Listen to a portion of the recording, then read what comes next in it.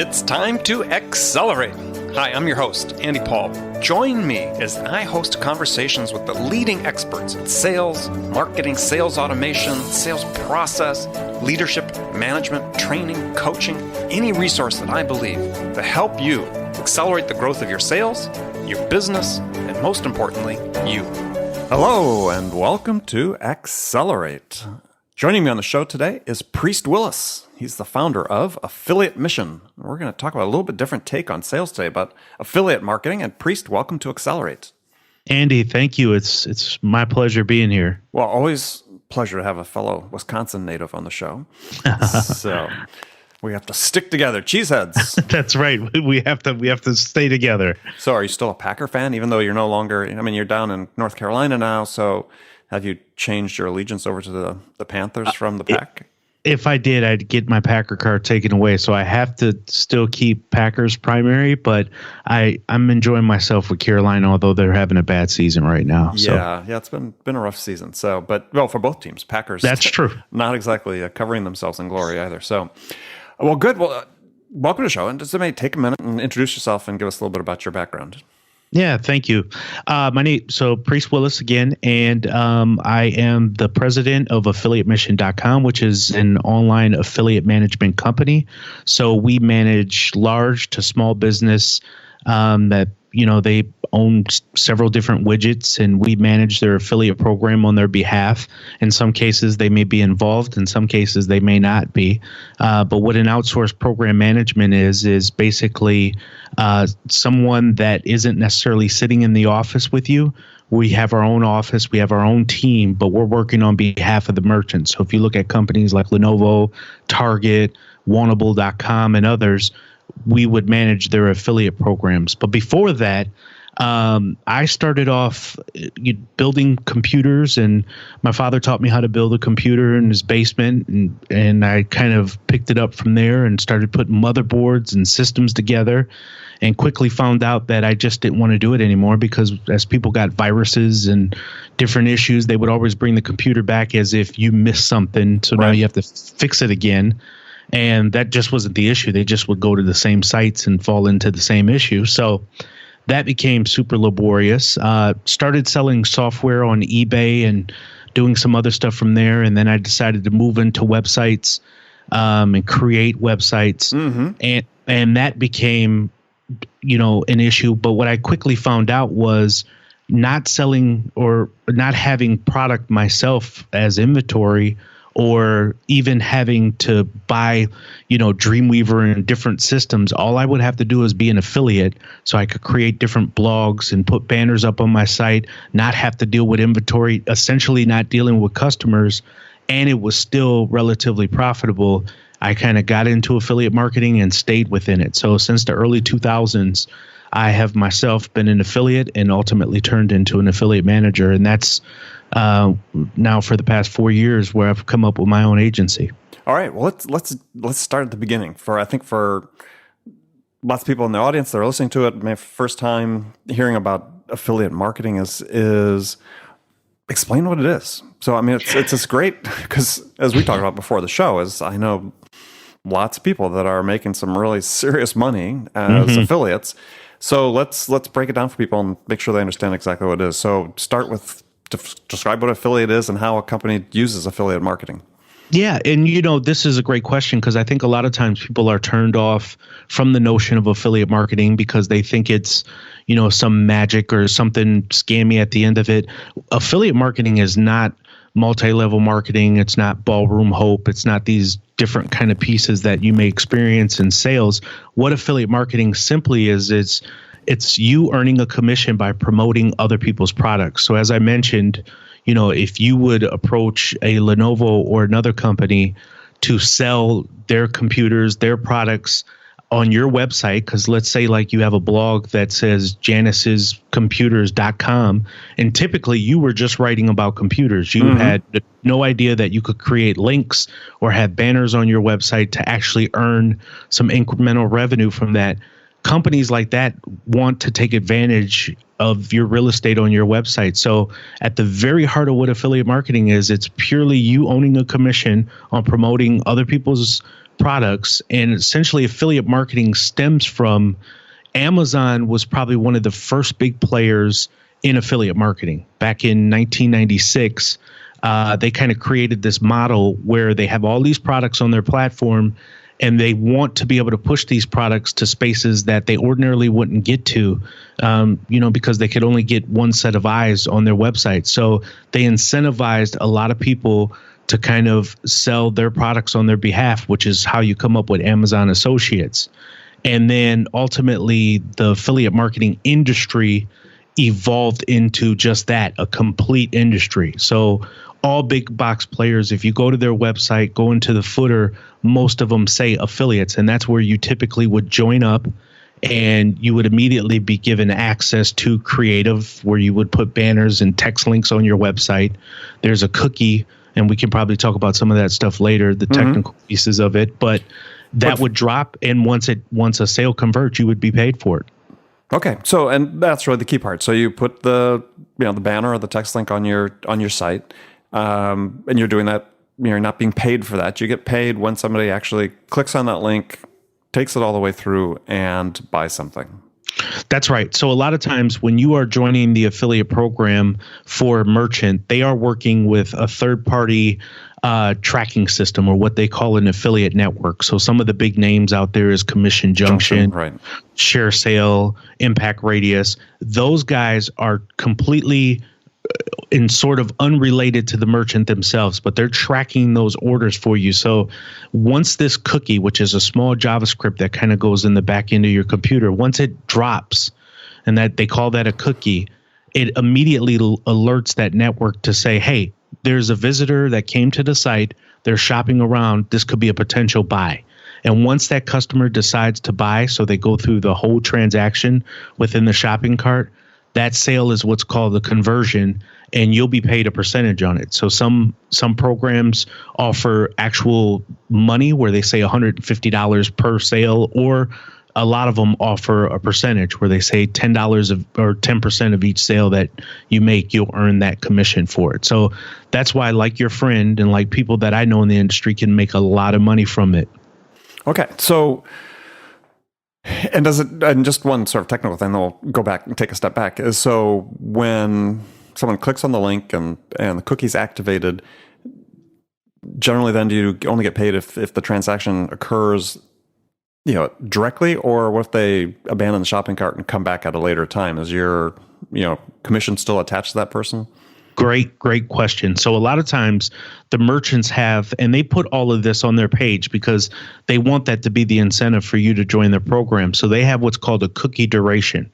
So when you go onto their site, they'll list there that they pay 10% commission and their cookie duration is 30 days. And what that means is that when they come to your website, if they decide to put something in the cart and they just decide for whatever reason to get up and walk away for a few days, as long as it's within that 30-day window, if they convert that sale, you still get paid for that sale. Okay.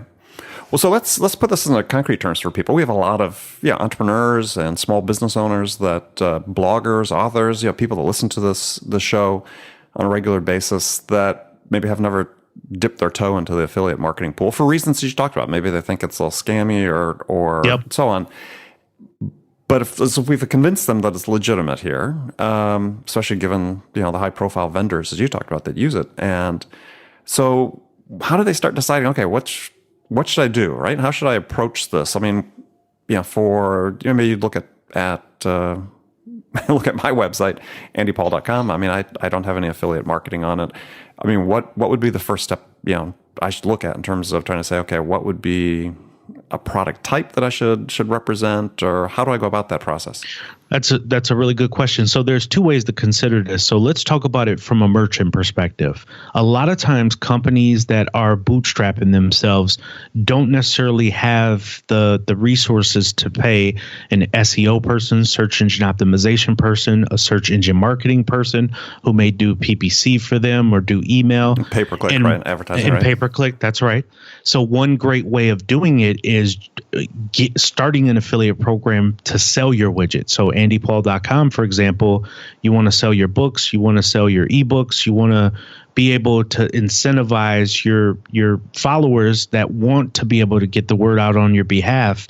Well, offer an affiliate program for them. It's a relatively low risk way for you to start a program and pay people that if they sell something for you, they're going to get a part of that sale. And if they don't, then you don't have to pay them anything. The only costs that are typically incurred is what you're paying for the network itself, which we just talked about in Commission Junction, Share Sale, those other guys, and working with someone like myself. Mm-hmm.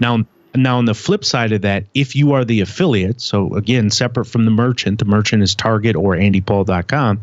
If you are the affiliate has to look at what is it that interests me most. So I would not suggest to you to start trying to sell a product or create a blog to sell products that don't ordinarily interest you. But if you're interested in fitness gear, for example, and you already have a blog that talks about fitness gear and you're becoming the authority within the fitness space, then it would make sense for you to become an affiliate with Reebok or somebody along those lines. But if you're just creating it because that's your way of trying to get rich quick, I wouldn't suggest that. So my point here is find a niche that makes sense for what you would ordinarily do anyways. If you're a photographer and you love cameras and you love shopping for cameras and you know all the different models and you have a site that's dedicated to it, that may be a good opportunity for you to reach out to Canon or someone, because these guys probably have affiliate programs, and just it becomes a natural, I hate this word, but it's a natural synergy between you two to kind of form a relationship.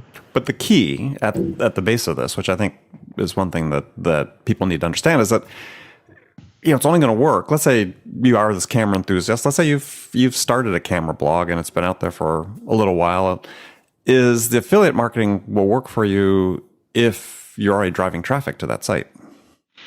Not necessarily. Really? I mean, it seems to be that sort of needs to be one of the requirements. Is if you're not getting traffic, because I mean, it's not by virtue of having the banner ad from Canon that people are going to be driven to your site, I would expect. Well, so let's take one step back here. So let's say like this person that may be listening and wants to become an affiliate, not necessarily a merchant, but they want to become an affiliate, that they don't have a blog at all yet, but they've had some ideas that they've been jotting down and things that they've been interested in, whether it's been about cooking or whatever the case may be. Just because they create a site doesn't, or have a newer site with no traffic yet, doesn't necessarily pigeon them out of creating an affiliate program and having something that can build up. Now, to your point, it will take a little time. So the expectation of becoming a millionaire within 3 months is out for you. Well, that's what I was trying to point out it's you have to do some work on your own. You absolutely to generate have to traffic to your site so that you're generating prospects for the affiliate's products.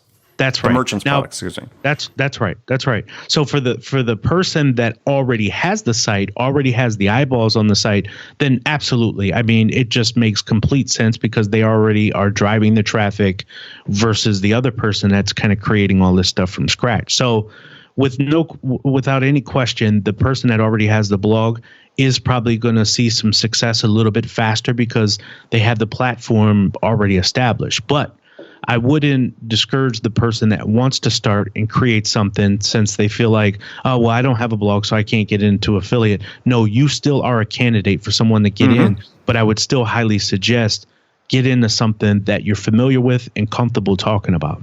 Yeah, I agree. And the thing that's exciting about this for people listening is that if you're in sales, you're in marketing, you're in business, you have this entrepreneurial bug. I mean, maybe professionally you're selling IT equipment, but on your days off, as you said, you're a camera enthusiast, you're a cooking enthusiast, you've started a blog, you've started Facebook page or something on this particular topic area. Why not take advantage of it? Yeah, absolutely. I mean, it's make some extra money if it's a passion. Put your passion to use. Absolutely. And to your point, if it's already a passion, it's already something that you delve into. You may even have articles written that you haven't published on a blog per se. You absolutely could take an hour out a day or an hour a week if that's what you need to start to kind of play in the space. And look, there's enough. When I first started in affiliate marketing, there was not any real good materials or videos of teaching you how to do it. So you don't have to go out and spend $1,000 for courses to learn how to do this. There's great material that people have put out for free on YouTube to teach you, about affiliate marketing and some of the principles. So allow yourself a chance to fail at it if that's what you think you're going to do, and then kind of build up from there. Well, let's talk about the various platforms then. So, obviously you could start a blog site and do affiliate marketing. Can you do it through your Facebook page? You can. So that's kind of one of the beauties of affiliate marketing. And so obviously, people have blogs. There's great opportunity there because of kind of its search engine optimization benefits and link juice that you get and all that good stuff. But there are people that have 0 blogs and they're doing great with Facebook, Twitter, Instagram, either all 3 or just one of them, just because, again, the following is there, right? So they have 5,000 people that are following them and they're posting, different products. But as they're putting that up, the links that they're putting in there are links that are connected to the network, like we talked about earlier. So being a social media affiliate, if that's what we want to call them here, is absolutely just as a successful route as doing content blogs. So let's give an example of how it works, let's say on Facebook and on Instagram. Yeah. So, you have somebody that maybe on Facebook, they already talk about, let's just say beauty items. They're always kind of getting up. They're talking about their daily routine. They show what they put on during the day and what kind of makeup that they actually use. The thought maybe had never occurred to them that particular makeup maker actually has an affiliate program. And I couldn't even Clairol. I couldn't give you a name on. You're a guy. You're excused for. I try to think swiftly of a name and I couldn't. But in any case, most of you guys know a name out there, and look for their website and see if they have an affiliate program. If they do, sign up for their affiliate program. What they offer you within that network is what's called a text link. So you are given a link that is completely associated with you. So we just talked about kind of putting up banners and blogs. Obviously, you can't do that within Facebook. So you're going to just create a link and you're like, hey guys, this is what I put on daily for my makeup. I love this mascara. It's smoky with my eyes. Here's a link if you like to buy. I sound horrible, Andy. I don't know what I'm doing here. Great commercial. I was just envisioning it, but go ahead. This is going downhill quick. So, this is great with my eyes. Click this link if you'd like to order your own. And that link, remember, we talked about dropping a cookie earlier. It simply follows that same URL pattern where once the link is clicked, it drops that cookie, and now it's being tracked just as if you had a content site. Well, and to put this into context for people, I mean, certainly some significant portion of the tens of millions of dollars that, let's say, the Kardashian family reaps every year in their business enterprise is affiliate marketing. I can absolutely guarantee you that a large portion of what the Kardashians do now, they get a lot of money, what's called media buys. So they get media placement and all that stuff. But absolutely, the beginning stuff of what Kim started off with was affiliate marketing. So she would have within her Twitter pages, when you clicked on a link, you were clicking on an actual affiliate link within that Twitter page. And so same with Instagram. You asked how that works. Instagram doesn't have it right now, as many people know, where you can click on the image or a link within that image. But a lot of people, what they do is they put it in their bio. So if you're highlighting an item for the week or for the day, you say, hey, click in my bio. You can get to the link yourself, and then it'll click over. And again, it's doing the same practice. It's dropping the cookie for you, and you're being tracked for that sale. All right, so let's take it back now to a business. So let's say you've got an entrepreneur that's looking at being an affiliate, not the merchant this time. And maybe it's a blogger, business blogger, or maybe it's a small business, maybe that local service business, something. How do they begin that process then of choosing, because it has to be congruent, you said, with their service and their brand offering. So how does the brand themselves choose an affiliate to work? Yeah, I mean, how do they choose a merchant to get involved with? What should they look for? Because I've seen a couple people that I go to their sites, more than a couple actually. I go to their sites and they're clearly got affiliate links up for things that just look like Does it there's fit? yeah, it doesn't fit. It's filling space. It doesn't help them in their own brand building, which is they shouldn't be doing anything that's counterproductive in that. Yeah. So let's take andypaul.com, for example. Sure. Your brand is about business coaching. You offer resources to help people in sales, coaching, along those lines. What are things that are synonymous with coaching and branding? Maybe it's Udemy, where you're doing courses online. Udemy has an affiliate program that would work great on your site that doesn't seem intrusive to the visitor to your website. So as a brand, as somebody who has an established site, what you don't want is a brand that becomes or a product that becomes intrusive to your site. So if I'm talking about computers, it makes no sense for me to have a banner up of skateboards. I mean, Right. it does. Yeah, Tide there's detergent. or Tide detergent, which some people have because they're doing display. So that's why you may see some of that. But even that has to be managed a little bit better. But again, if you have a brand and you're wanting to make it clean and cohesive for the people that come to your site, only bring on a product that you think will be helpful to your particular reader or listener or whatever the case is. So if I'm helping businesses establish themselves and I'm trying to walk them through A to Z how to best do that, some of the things that we're talking about is how to create a domain name. So maybe one of the banners that I have on my pages is with namecheap.com. Right. I'm talking about you need to have a good host to get your website set up. Maybe one that I have on there is a hosting banner. So a lot of it should be a really cohesive relationship where the customer is not looking like you, where you come to somebody's website and says, why does these two go together? So again, there does require a little bit of thought process in how you're establishing these relationships with these different brands and products. And is there somewhere where the affiliate programs or the merchants themselves are sort of rated? I mean, because I imagine there might be a pretty wide variety in terms of prompt payment and reliability and so on.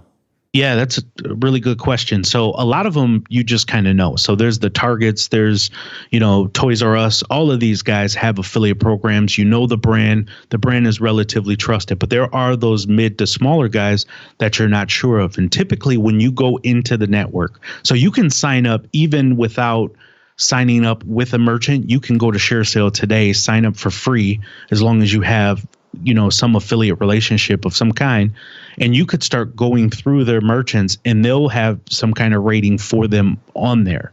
So you'll see how they're paying out and if it's being paid at the rate they say they're being paid. Because a lot of times, merchants say, yeah, we're paying our AOV, which is average order value, kind of gives you an idea of how much is typically put in the cart at checkout. Yeah, our AOV is at $100. And when you get into the network, they're kind of telling you, actually, the payout of this particular program has been about $20.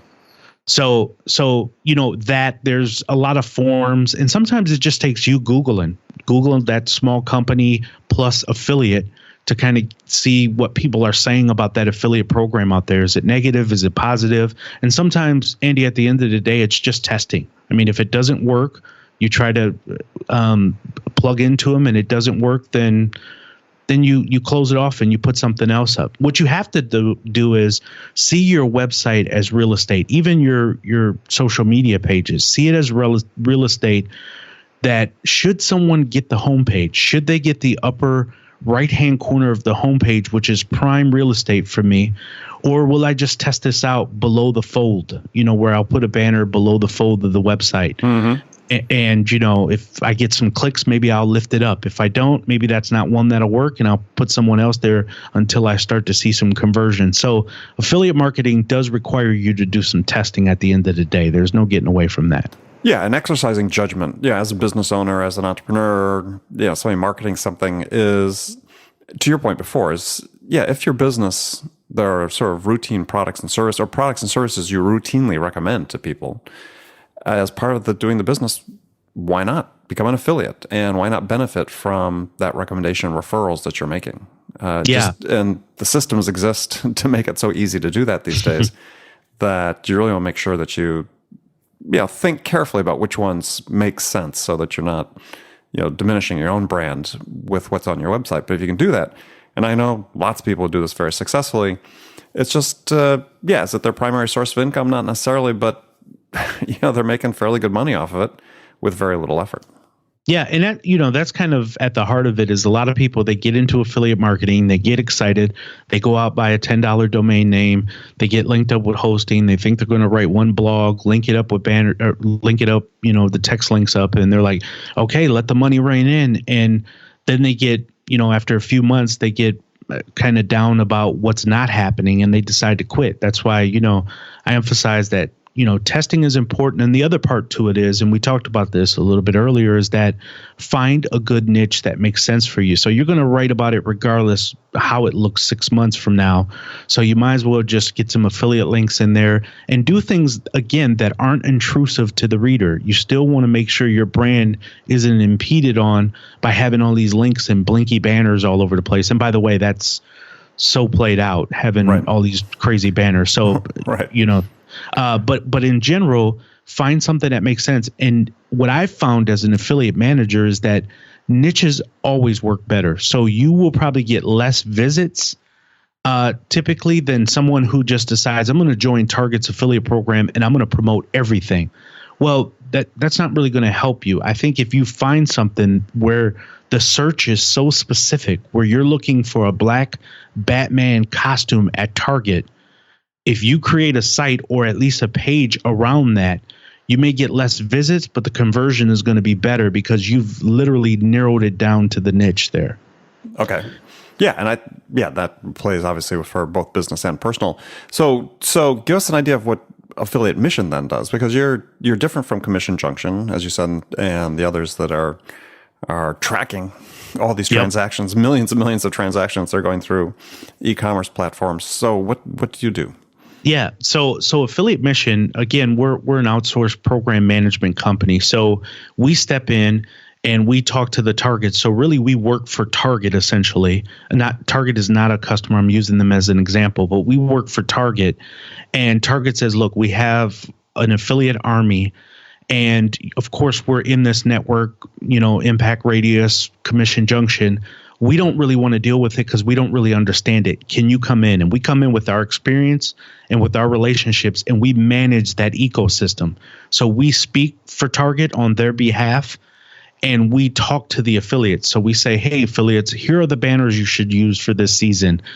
When you come in and meet us inside the network, we can talk about different offerings, and we can kind of help give you the speak that Target is using internally to not only make you a good affiliate, but make you a good merchant-specific affiliate. Mm-hmm. So we're kind of managing that whole relationship from start to end. Additionally, we're recruiting new affiliates for Target. So we're finding new possible influencers out there that can sell, whether it's exclusive products that Target is offering, Lenovo is offering. We're finding people out on YouTube that are doing unboxes for computers, and they may have done it with competitors, but we're reaching out to them saying, hey, we've seen that you had some great success and engagement, with competitors. We'd like to offer you an opportunity to do it for Lenovo. And so that's at the heart of what we do, what Affiliate Mission does. Now, so you work on the merchant side primarily. You represent merchants. That's right. So, give an idea of what sort of type of companies you work for. I mean, if I start an affiliate program, would I come to Affiliate Mission, serve a prototypical small business, or do you work with larger merchants? Yeah, we work with larger merchants, but we just signed a company right now called Skinny & Company, and they sell nothing but coconut oil, whether it's for beauty. And we literally just signed them Monday. They're not a huge company. They're just someone that has coconut oil-based products that they want to sell, great packaging, all that other kind of stuff. So they came to us and said, hey, will you help us establish our affiliate program and sell our products? So that's exactly what we're in the throes of right now. And that same process is what we multiply over and over with smaller and larger companies. Now, obviously, larger companies are a little bit more mature. The affiliates may be coming in because of passive activity just by people knowing them, where with this other company that I just talked about Monday, we have to go out and actually speak on their behalf and really try to pull some people in. But the premise of how you manage the two are exactly the same. Right. And the thing with the small company, just to make sure people understand, is that they still have to go out and do their own marketing. I mean, they're not just relying sole source on affiliate as a way to sell their product as their only sales channel, right? Oh, absolutely. They're still doing their own social activity. They're still doing their search engine optimization, their own pay-per-click advertising. They're still doing other digital marketing components. Affiliate marketing is just another digital component of what they're doing within the business. Another sales channel. It's another sales channel. So it's not necessarily replacing any of that, although it could in some areas.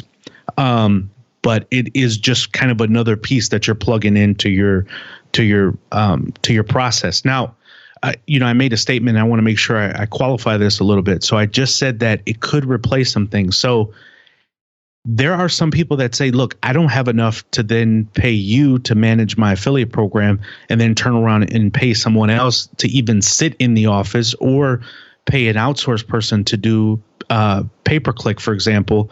Well, affiliate marketing, there are affiliates who focus on pay-per-click marketing. So you could literally turn to them and say, hey, we will pay you a percentage to help us do some paid advertising. The merchant is going to take over doing their top 3 keywords, which is probably their trademark keywords, but you can take everything else and kind of manage the pay-per-click effort. So that's the cool thing about affiliate marketing, is that you can plug in a lot of other digital marketing efforts until you get your wings about you in those other areas. Interesting. Well, I think that, just to sort of summarize, before we move to the last segment of the show, is when you think about affiliate marketing, talk about first if you, as an individual, an entrepreneur, this is a way, if you got some special interests, is that you can leverage what you're doing to make some additional money, both either, if it's a sidelight or as part of your professional life. As a company, that if you have something that that you're selling, that you think there could be a broader audience for, affiliates could be a great way to reach some additional buyers as another sales channel that you haven't tapped. And we'll give Priest an opportunity in a few minutes to tell us how to reach out and get in touch with them and have him give you some more information about it. So, Priest, I've got some sort of standard questions we run through in this last segment of the show. And the first one is, when you're Priest, you're out selling your own services for your company, what's your most powerful sales attribute? Well, based on, our whole mission is offering 3 to 5% of our profits back to the customer and their nonprofit focus. So what we're, let's get into that. We didn't talk about that. So I guess that's the mission behind the affiliate. So explain that so people understand. Yeah, so I'm a firm believer of capitalism, but I like conscious capitalism. So I really want to make a difference in the world. So, for me, just to come to tell somebody, hey, we're another agency, we just came up from behind another agency, we just seem like another number, but we really are trying to leave a footprint or a legacy, if you will, in the world. So what we're always telling our customers to get them involved, or our clients to get them more involved in giving back, we say, look, our profits that we earn every quarter, we give 3 to 5%, our profits with you, that particular client, we give 3 to 5% back to a charity of your choice. And that's to get them involved into the giving back and keep us more as cohesive partners. So the mission is just giving back, finding ways to encourage our clients, encourage others to be difference makers in their community. And that's, at this point, has separated us and always seems to add a nice kind of sales pitch as we're talking to people. It perks them up a little differently because they realize we're not just in it to take your money and just be like whatever they may think they experienced on the last run. So, but that's been really great for us. But at the end of the day, people want to get results, right? So sure. we've had to do that piece, but that has always been a good piece for us, is our mission itself. Yeah. Well, if all else is equal, then it's a very interesting differentiation. Yep. Who's your sales role model? Oh, that's for a long time it was Lee Iacocca for many different reasons. But I have a more local person. His name is Jalem Getz. He started a company called buycostumes.com. Eventually moved off, he's a serial entrepreneur located in Milwaukee, Wisconsin. And, I got to know him intimately. He became a friend.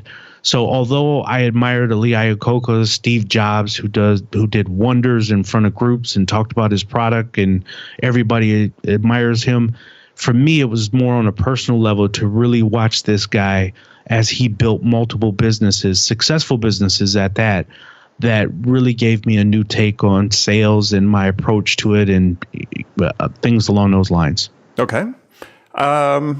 So what's one book you'd recommend that any prospective affiliate marketer should read? There's a book that I really enjoy by Nir Eyal, last name spelled Eyal, and the book is called Hooked.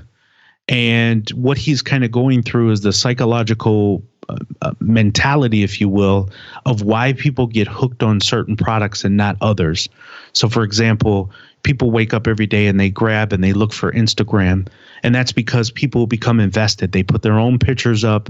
They want to see if people are liking them. You become invested in products. So he's always encouraging salespeople and business owners to find a way to make your customer feel invested into your business. Whereas, affiliatemission.com, which is a service-oriented site, nobody's waking up saying, oh my God, I just have to go to Affiliate Mission because I just have to.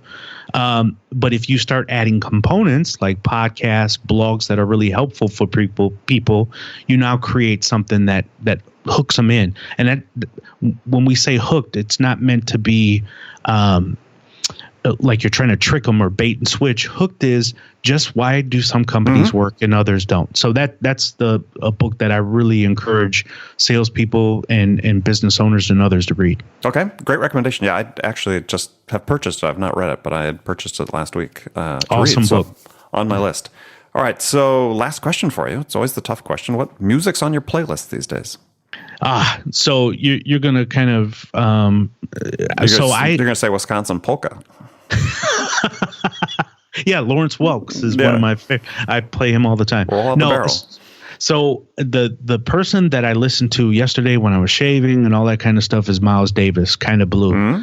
I'm a huge fan of jazz, John Coltrane, some of the names that we know. Right. But Miles Davis, it seems like every time I'm cutting my hair, every time I just want to zone back a little bit, Miles Davis has been huge for me. I never really appreciated jazz when I was younger. And as I got older and you kind of want to step outside of your own brain, if that makes sense, jazz has done that for me because I think largely because you're not hearing the voice of someone else singing and kind of clouding your own voice in your head, but it adds kind of the soundtrack to what you're thinking about. No, I think it's a great way of talking about it. Yeah, I use jazz as the backdrop when I'm writing. I mean, that's not Miles Davis, but I use Keith Jarrett, great pianist. Okay. I put that on as soon as it starts playing. It's like a Pavlovian response. I start writing. So, me too. It really helps clear the mind. Well, good. Well, Priest, it was great having you on the show. Tell people how they can find out more about Affiliate Mission. Yeah, Andy, thanks again. I'm honored. I'm a fan of the podcast, as I told you off air, and I want to make sure that I share that. Great questions. Just somebody really good and genuine to talk to. Well, thank you. People can reach me either on Twitter. I'm at Priest Willis on Twitter. Otherwise, you can email me at Priest, Priest, at affiliatemission.com. If you don't hear from me within 24 or 48 hours, just email hello@affiliatemission.com. And my assistant, Janine, will get to you probably faster than I would. But I definitely love to talk to you. Great. Well, again, Priest, thanks for being on the show. And thank you, friends, for spending time with us today. Remember to make it a sales habit to deliberately learn something new every day to help you accelerate your success. Easy way to do that is join my conversations with top business experts like my guest today, Priest Willis, who shared his expertise about how to accelerate the growth of your business. And if you enjoy Accelerate and the value we're delivering, then please take a quick minute right now to leave your feedback about this podcast on iTunes, Stitcher, or wherever you listen. It'd be very much appreciated. So thanks again for joining me. Until next time, this is Andy Paul. Good selling, everyone. Thanks for listening to the show. If you like what you heard and want to make sure you don't miss any upcoming episodes, please subscribe to this podcast on iTunes or Stitcher.com. For more information about today's guest, visit my website at andypaul.com.